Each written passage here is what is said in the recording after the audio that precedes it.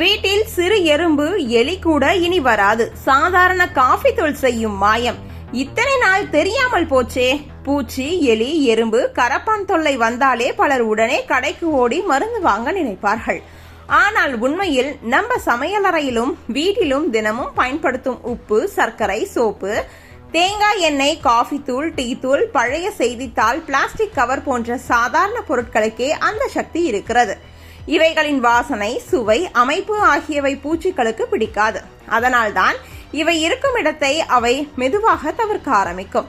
எந்த ரசாயனமும் இல்லாமல், செலவு இல்லாமல் வீட்டை பாதுகாக்க முடியும் என்பதே இதன் பெரிய சிறப்பு. உப்பை எறும்பு வரும் பாதையில் மெல்ல தூவினால் அவை அந்த வழியை மீண்டும் வராமல் தடுக்கும். பயன்படுத்திய காஃபி தூள் அல்லது டீ தூளை சின்ன கிண்ணத்தில் வைத்து சமையலறை மூலை, அலமாரி கீழ் பகுதியில் வைத்தால் கரப்பான் பூச்சி அருகே வராது.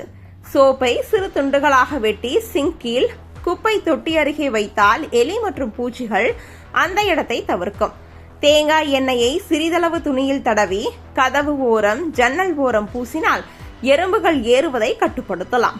பழைய செய்தித்தாளை சுருட்டி மூலைகளில் வைத்தாலும் ஈரப்பதம் குறைந்து பூச்சி வாழும் சூழல் குறையும்.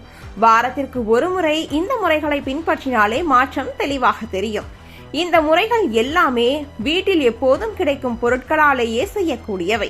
குழந்தைகள், முதியவர்கள் இருக்கும் வீட்டிலும் பயமில்லாமல் பயன்படுத்தலாம். ரசாயன மருந்துகளால் வரும் வாசனை, உடல்நல பாதிப்பு, செலவு ஆகியவற்றை தவிர்க்க இது உதவுகிறது.